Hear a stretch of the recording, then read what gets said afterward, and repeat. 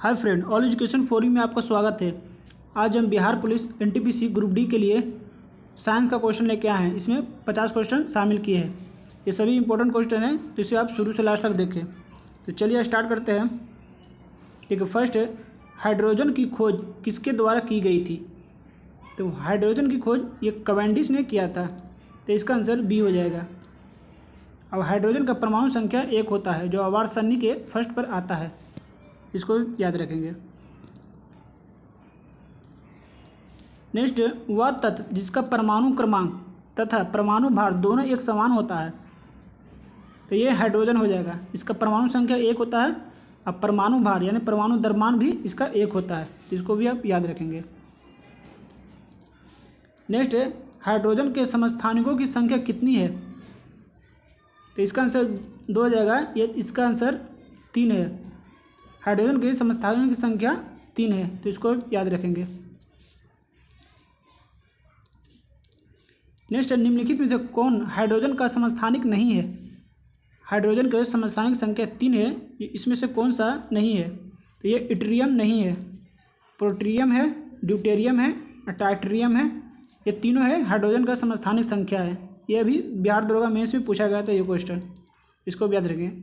Hydrogen का समस्थानिक नहीं है, ये नहीं है डी का आंसर, बाकी ये तीनों है, तो इस तीनों का आप याद रखेंगे।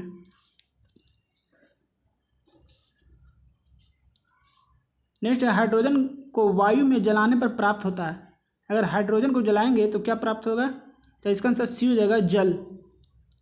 ये जल प्राप्त हो जाएगा। हाइड्रोजन को वायु में जलाएंगे तो इससे जल प्राप्त होगा, तो इसको आप याद रखेंगे।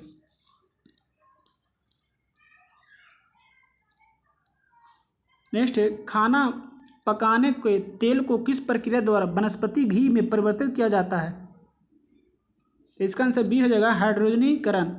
हाइड्रोजनीकरण द्वारा वनस्पति घी का में परिवर्तित किया जा सकता है, तो इसका आंसर बी हो जाएगा। नेक्स्ट है जल एक उत्कृष्ट विलायक है क्योंकि इसके अणु, इसका आंसर सी हो जाएगा, अत्यधिक ध्रुवीय होते हैं। इसके अणु है अत्यधिक ध्रुवीय होते हैं, तो इसका आंसर सी हो जाएगा। नेक्स्ट है आयतन के अनुपात में जल में हाइड्रोजन और ऑक्सीजन का अनुपात होता है। आयतन के अनुपात में जल में हाइड्रोजन और ऑक्सीजन का अनुपात कितना होता है, तो इसका आंसर होगा 2:1 होगा। जब आयतन में पूछे तो 2:1 हो जाएगा। हाइड्रोजन का 2 हो जाएगा, ऑक्सीजन का 1 हो जाएगा। ये आयतन के बारे में बताया गया है। ठीक है, नेक्स्ट भार के अनुपात में जल में हाइड्रोजन ऑक्सीजन का अनुपात, ये भार में पूछा गया द्रव्यमान में, तो इसका आंसर होगा 1:8 हो जाएगा। हाइड्रोजन का 1 हो जाएगा और ऑक्सीजन का 8 हो जाएगा, तो इसको याद रखेंगे। भार में पूछा गया और आयतन में पूछा जाएगा तो इसका आंसर ये देखिए 2:1 हो जाएगा। आयतन में पूछा गया तो ये दोनों आप इसको याद रखेंगे। नेक्स्ट शुद्ध जल होता है, तो शुद्ध जल ये अम्लीय होता है। शुद्ध जल अम्लीय होता है, तो इसको आप याद रखेंगे। नेक्स्ट जल का घनत्व किस तापमान पर सर्वाधिक होता है। जल का घनत्व किस तापमान पर सर्वाधिक होगा, इसका आंसर सी जगह 4 डिग्री सेल्सियस पर सबसे ज़्यादा होगा। तो इसको आप इस तरह के डायग्राम से बना सकते हैं। मान लीजिए ये इस तरह के, इसको मान लीजिए यहाँ 1 है, 2, 3, 4, 5, 6, इस तरह कितना भी। यहाँ देखिए यहाँ सबसे ज़्यादा है, ये आयतन का, ये घनत्व का चित्र है। 4 डिग्री से देखिए सबसे ज़्यादा यहाँ बनता है घनत्व। इस तरह से इधर जाएगा तो घटता चल जाएगा, इसको आप याद रखेंगे। नेक्स्ट 0 डिग्री सेल्सियस से 100 डिग्री सेल्सियस तक गर्म करने पर पानी का घनत्व तो 4 डिग्री सेल्सियस तक बढ़ेगा, फिर घटता है, तो इसको आप याद रखेंगे। देखिए ये घनत्व का पानी का 0 से 100 डिग्री तक गर्म करेंगे, तो घनत्व का बताएं कि इस तरह का आप चित्र बनाएंगे। अब 1, 2, 3, 4, 5, 6 इस तरह के 100 तक मान लीजिए है, तो 0 डिग्री से 100 डिग्री तक, तो 4 डिग्री सबसे ज़्यादा बनता है, तो 0 इधर होगा, 0, 1, 2 से देखिए 0 से इधर आ गया तो बढ़ते जा रहा है, उसके बाद फिर 100 तक जाएगा 4 के बाद, तो इस तरह के इधर घटते चला जा रहा है। इसको 4 डिग्री तक बढ़ेगा और फिर घटेगा, इसको आप याद रखेंगे। नेक्स्ट है हाइड्रोजन सल्फाइड या हाइड्रोजन क्लोराइड की तुलना में जल का क्वथनांक किसके कारण होता है? तो इसका आंसर हाइड्रोजन अवंधन। हाइड्रोजन अवंधन के द्वारा जल का क्वथनांक हाइड्रोजन क्लोराइड की तुलना में इसके कारण होता है, हाइड्रोजन अवंधन के द्वारा। तो इसको याद रखेंगे, इसका आंसर बी हो जाएगा। नेक्स्ट, पानी के नमक मिलाने पर पानी के क्वथनांक और हिमांक क्या होता है? तो इसका आंसर सी हो जाएगा, क्वथनांक बढ़ जाएगा और हिमांक जो है उसका घटेगा। हिमांक घट जाएगा और क्वथनांक बढ़ जाएगा, तो इसका आंसर सी हो जाएगा। नेक्स्ट, निम्नलिखित में से कौन सा विद्युत का चालक है? तो इसका आंसर हो जाएगा जल लवण। जल लवण है जो विद्युत का चालक है, इसमें विद्युत पास हो सकता है जल लवण में। नेक्स्ट, समुद्री जल से शुद्ध जल किस प्रक्रिया द्वारा प्राप्त किया जा सकता है? जो समुद्री जल में जो नमक उसमें रहता है और भी अशुद्धि रहता है, तो उसको शुद्ध करने के लिए प्रक्रिया क्या कहलाता है? तो हो जाएगा आसवन द्वारा। आसवन द्वारा समुद्री जल को शुद्ध किया जा सकता है, तो इसका आंसर ए हो जाएगा। इसको आप याद रखेंगे। नेक्स्ट है, जल की अस्थायी कठोरता किसकी मौजूदगी के कारण होती है? जो जल के उसकी अस्थायी कठोरता किसकी मौजूदगी के कारण होती है? तो इसका आंसर ए हो जाएगा कैल्शियम और मैग्नीशियम के बाइकार्बोनेट। अस्थायी बोले तो कैल्शियम मैग्नीशियम के बाइकार्बोनेट, इसको आप याद रखेंगे। नेक्स्ट है, जल में अस्थायी कठोरता किसके उपस्थिति के कारण होता है? यह अस्थायी पूछ रहा है, तो इसका आंसर हो जाएगा बी, मैग्नीशियम और कैल्शियम के सल्फेट। अस्थायी पूछे तो मैग्नीशियम कैल्शियम के सल्फेट, और अस्थायी पूछा था तो मैग्नीशियम कैल्शियम के बाइकार्बोनेट, उसमें हो जाएगा अस्थायी में बाइकार्बोनेट और अस्थायी में सल्फेट, तो इसको आप याद रखेंगे। नेक्स्ट, एक नाभिकीय रिएक्टर में भारी जल का क्या कार्य है? जो भारी जल है D2O, उसका क्या कार्य है? तो वो न्यूट्रॉन की गति को कम करना। इसका आंसर ए हो जाएगा, न्यूट्रॉन की गति को कम करना। नेक्स्ट, भारी जल जो D2O है उसका अनुभार क्या है? ये भी एग्जाम में हमेशा पूछे जाते हैं, भारी जल का अनुभार, तो इसका आंसर 20 हो जाएगा। भारी जल का अनुभार है 20। नेक्स्ट, भारी जल एक प्रकार का है। भारी जल क्या है? तो वह भारी जल एक मंदक है।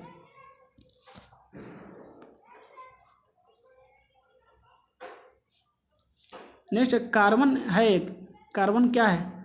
तो कार्बन एक आधातु है, तो इसको आप याद रखेंगे। सभी जैव यौगिकों का अनिवार्य मूल तत्व क्या है? सभी जैव यौगिकों का, तो ये हो जाएगा कार्बन। सभी जैव यौगिक का मूल तत्व है कार्बन। नेक्स्ट, कार्बन के परमाणु में होते हैं, कार्बन है उसके परमाणु में कितने होते हैं?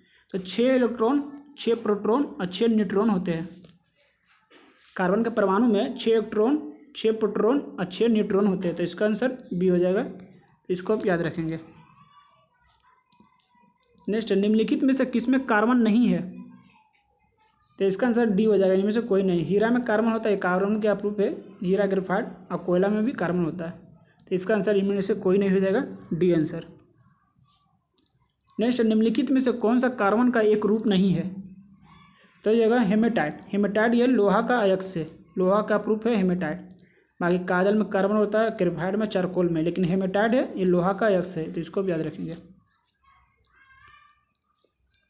नेक्स्ट, निम्नलिखित में कौन ऊष्मा और विद्युत का सुचालक है? ऊष्मा भी और विद्युत का दोनों पास हो सकता है, तो ये आंसर हो जाएगा ग्रेफाइट। ग्रेफाइट है जो ऊष्मा और विद्युत का सुचालक है, तो इसको आप याद रखेंगे।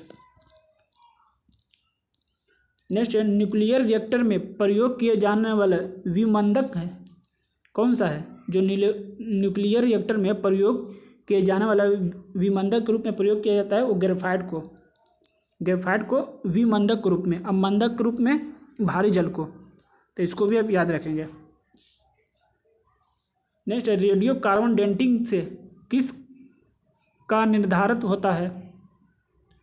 तो ये हो जाएगा जीवाश्म की आयु रेडियो कार्बन डेटिंग से निर्धारण किया जाता है। नेक्स्ट, निम्नलिखित में से किसको भूरा कोयला कहा जाता है? तो ये लिग्नाइट कोयला को भूरा कोयला कहा जाता है। अब एंथ्रासाइड है, ये सबसे उच्च कोटि का कोयला है।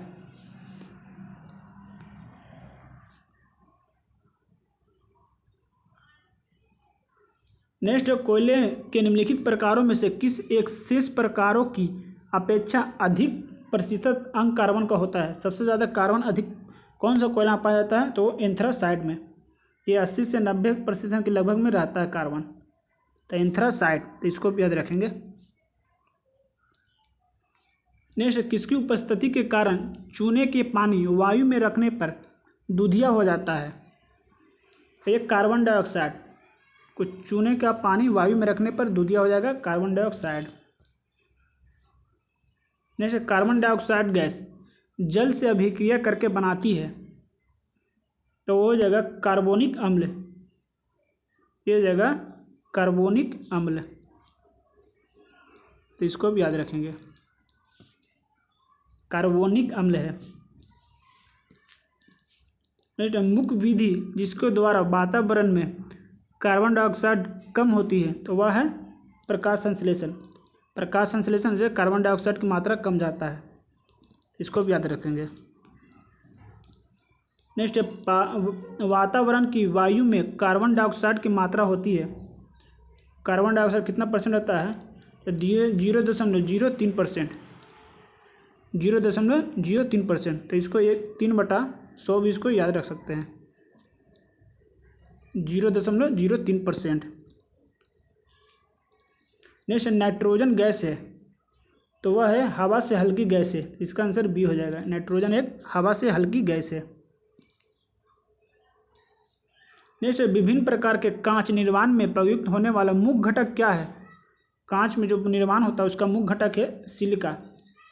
ये पिछली बार बिहार पुलिस में सेकंड शिफ्ट में पूछा गया था, इसका आंसर सिलिका हो जाएगा। नेक्स्ट, कांच क्या है?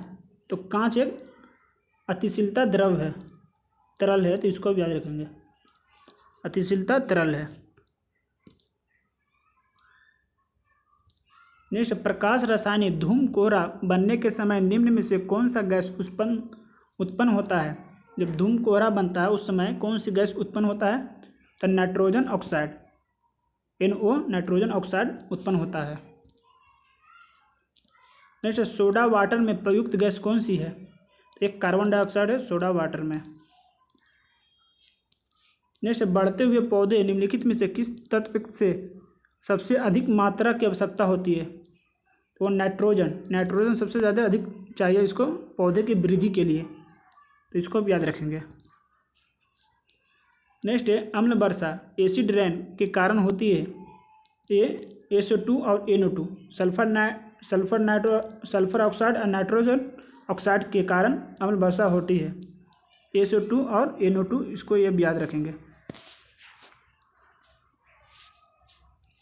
नेक्स्ट है हैबर विधि द्वारा अमोनिया के उत्पादक में किस उत्प्रेरक का उपयोग किया जाता है?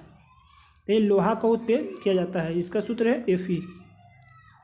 लोहा का हैबर विधि में अमोनियम के उत्पादन के लिए लोहा का उपयोग किया जाता है। नेक्स्ट है अमोनिया का एक गुण कौन सा है? तो इसका आंसर हो जाएगा डी, इसके जलीय विलयन में लाल लिटमस को नीला कर देता है, अमोनिया का यह गुण है। नेक्स्ट है जल में आसानी से घुलनशील है, तो अमोनिया है जो जल में आसानी से घुल जाता है। नेक्स्ट है हैबर विधि द्वारा अमोनिया का निर्माण के लिए उपयुक्त दशाएं हैं, तो ये उच्च दाब और निम्न तापमान, इसका आंसर 1 हो जाएगा। देखिए उच्च दाब मैंने हाई प्रेशर चाहिए और निम्न टेम्परेचर, इसको भी याद रखेंगे। नेक्स्ट है एक्वारिजिया आयतन में 1:3 के अनुपात में निम्नलिखित में किसका मिश्रण है? तो ये हो जाएगा सांद्र HNO3 और सांद्र HCl, तो इसका आंसर ए हो जाएगा, 1:3 के अनुपात में रहता है। नेक्स्ट है फास्फोरस का अणुसूत्र क्या है? तो ये जाएगा P4, इसको भी याद रखेंगे, फास्फोरस का अणुसूत्र है P4। नेक्स्ट गोताखोर सांस लेने के लिए किस गैस का मिश्रण का प्रयोग किया जाता है? तो यह ऑक्सीजन और हीलियम का प्रयोग किया जाता है, तो इसको भी याद रखेंगे, हाइड्रोजन और हीलियम। नेक्स्ट निम्नलिखित में कौन सी गैस एक ग्रीन हाउस गैस नहीं है? उसको भी याद रखिएगा। तो ये जो ऑक्सीजन, कार्बन डाइऑक्साइड है और मीथेन भी है और नाइट्रोजन ऑक्साइड भी है, लेकिन ऑक्सीजन नहीं है ग्रीन हाउस गैस में। नेक्स्ट ये ऑक्सीजन की खोज किसने किया था? तो ये प्रिस्टले ने किया था ऑक्सीजन की खोज। तो इसका आंसर डी हो जाएगा। तो आज के लिए इतना ही। अगर वीडियो पसंद आए तो लाइक करें, सब्सक्राइब करें। तब तक के लिए धन्यवाद।